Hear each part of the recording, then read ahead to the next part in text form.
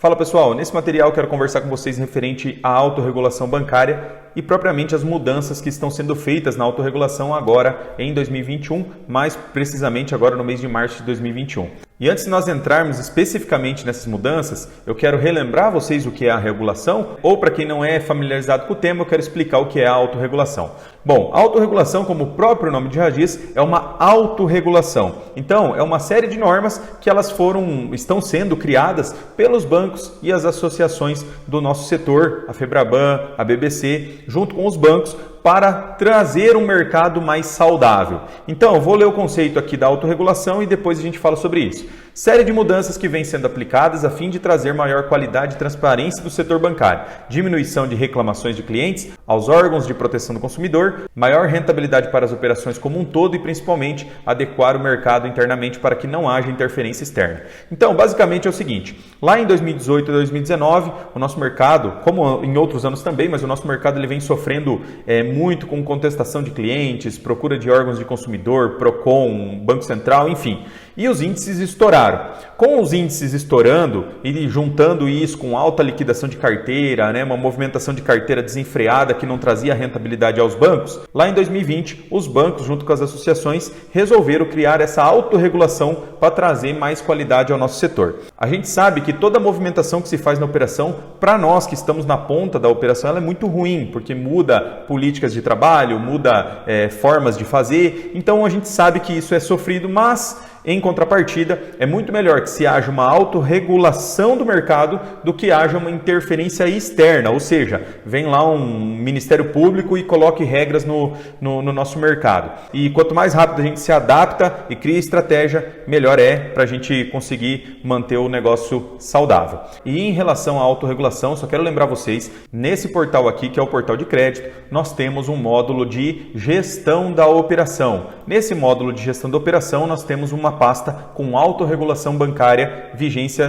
de 2 de janeiro de 2020. E dentro desse módulo tem várias explicações de como surgiu a autorregulação, regras da autorregulação e assim por diante. E quando a gente tiver todas as informações prontas referente a essas mudanças de 2021, nós vamos subir uma atualização aqui também para que vocês tenham o material completo referente ao assunto autorregulação. Por que eu estou falando quando tivermos o material completo? Porque hoje, enquanto eu estou gravando esse material, ainda temos várias coisas que estão entre linhas, ou seja, os textos não estão bem redigidos e ainda tem algumas dúvidas de como vai ficar algumas situações e eu vou passar para vocês o cenário provável que vai ficar e se tiver qualquer mudança ou que alguma informação que não está aqui completa, a gente vai regravar esse material depois para subir lá no nosso portal de cursos e informar vocês, beleza? Então vamos lá. Referente às mudanças de 2021, todos os contratos novos e refinanciamentos com agregação de margem serão consultados no sistema SRCC, Serviço de Registro de Crédito Consignado, após a averbação do contrato. A partir de quando isso vai acontecer? 23 de março de 2021, a próxima terça-feira.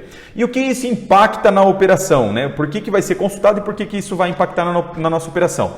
Após a consulta, o sistema retorna ao banco com a informação se pode pagar ou não a comissão pela operação de crédito. Ou seja, isso significa que se o retorno for negativo, os bancos ficam impedidos de pagar comissão pelo contrato vendido. Então, aqui entra o primeiro problema, O primeiro problema que, segundo o que está sendo passado aqui, é que só vai acontecer uma consulta se vai ter comissão ou não daquele contrato depois da averbação, ou seja, depois que pagou o contrato, aí sim a gente vai saber se vai ganhar comissão ou não. Então, isso já foi passado para os bancos, que é inviável, essa forma de trabalho, o correspondente ele teria que saber previamente sobre o seu comissionamento ou não naquela operação, para ver se ele faz aquela operação ou não.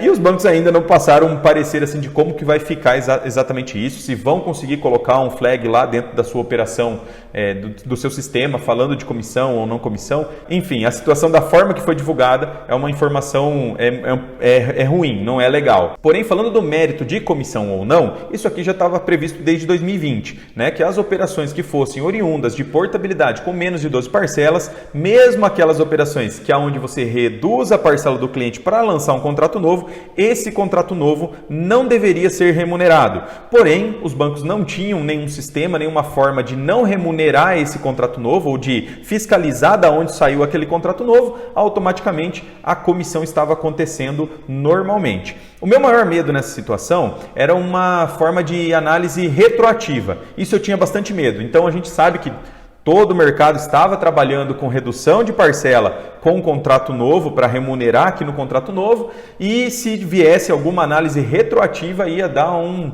prejuízo gigantesco aí, e a gente, como correspondente, a gente já estava teoricamente assim vacinado que isso não teria remuneração.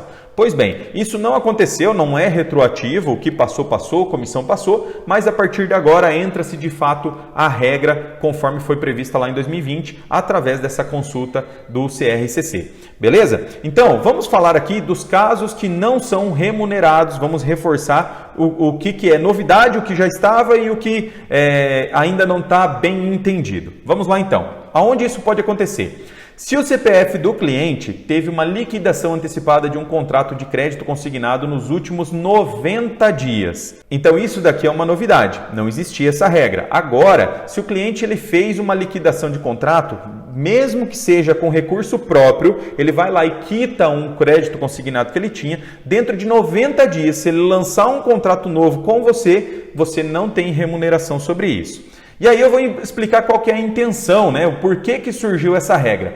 Terminar com o procedimento de liquidação por boleto, ou seja, aquela operação compra de dívida. Isso aqui, gente, é curioso, mas até hoje ainda existem correspondentes fazendo isso, né? De vez de ele fazer a portabilidade normal, como manda o figurino, ele continua fazendo a operação de compra de dívida. Vai lá, paga a dívida do cliente, desaverba, depois recebe do cliente. Só que essa é uma operação que ela não é mais legal, não existe mais essa operação. Então, ela não deveria ser feita por correspondentes. Abre muitos precedentes jurídicos, dá muito problema tanto para o banco, como muitas vezes por entendimento do cliente. Então, não deveria ser feito. Mas a gente sabe que alguns correspondentes ainda fazem esse tipo de coisa e com essa regra, a intenção é que realmente ela seja extinto essa forma de atuação. E aqui vem um adendo que ainda não está confirmado e por isso eu deixei um asterisco aqui, que é o seguinte: caso de liquidação via boleto de arrependimento e cancelamento, não entra nessa regra de cancelamento de 90 dias. Porém, aqui eu deixei um asterisco justamente porque não veio nenhuma confirmação ainda por escrito sobre isso. Até agora, sobre esse tema, a única coisa que a gente tem é informação, mas informação não formalizada. Então, não dá para considerar como uma verdade absoluta. Nesse caso aqui, eu vejo um cenário provável do banco não remunerar, porque ele recebe da CRCC que foi liquidado, então que ele não deve pagar comissão, e depois a gente tem que fazer uma defesa para conseguir rentabilizar aquela operação, provando para o banco o arrependimento e cancelamento e não uma liquidação antecipada do contrato. Então, é uma situação delicada que ainda não está bem formalizada dentro dessas novas regras da autorregulação. Bom, segundo ponto, se o CPF do cliente teve alguma portabilidade ou refim de portabilidade antes de 360 dias da contratação da operação de consignado na instituição financeira de origem. Esse ponto aqui é sem grandes novidades. No caso de portabilidade e refim de portabilidade, menos de 360 dias já não tinha comissionamento e mantém não tendo comissionamento. E aí nós chegamos no terceiro ponto, e o terceiro ponto é o que mais impacta a operação que está sendo feita hoje no mercado. Hoje a gente sabe que tem muitos correspondentes que fazem a redução de parcela e lançam o contrato novo lá para ter uma rentabilidade em cima da operação.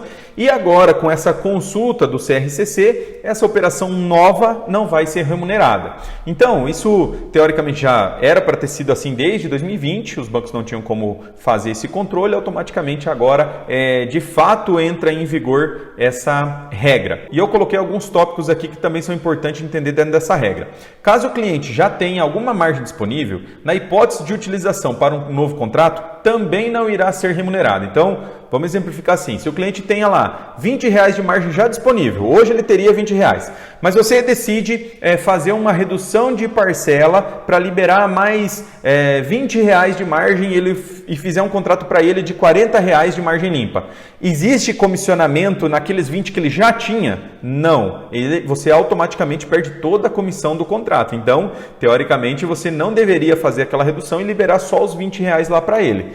Ou se no pior das hipóteses, você tenha que liberar também o valor do outro lado, você pode fazer primeiro o contrato novo dos R$20 da margem que ele já tem disponível para ter remuneração, e aí se caso você tenha que fazer a liberação de mais um recurso para o cliente dentro da sua negociação, aí você mexe no contrato anterior, mas nunca ao contrário, porque senão você perde todo o comissionamento. E aqui eu coloquei 2 pontos que são os pontos mais importantes para a gente entender referente à remuneração, que são as datas, né? A partir de quando isso vigora ou a partir de que data que conta-se a questão de redução de parcela, de operações que foi feito reduções de parcela. E eu vou passar para vocês aqui o que a gente tem até agora. Coloquei asterisco aqui, justamente porque ela não é uma informação ainda divulgada de forma formal, então por enquanto está só de boca.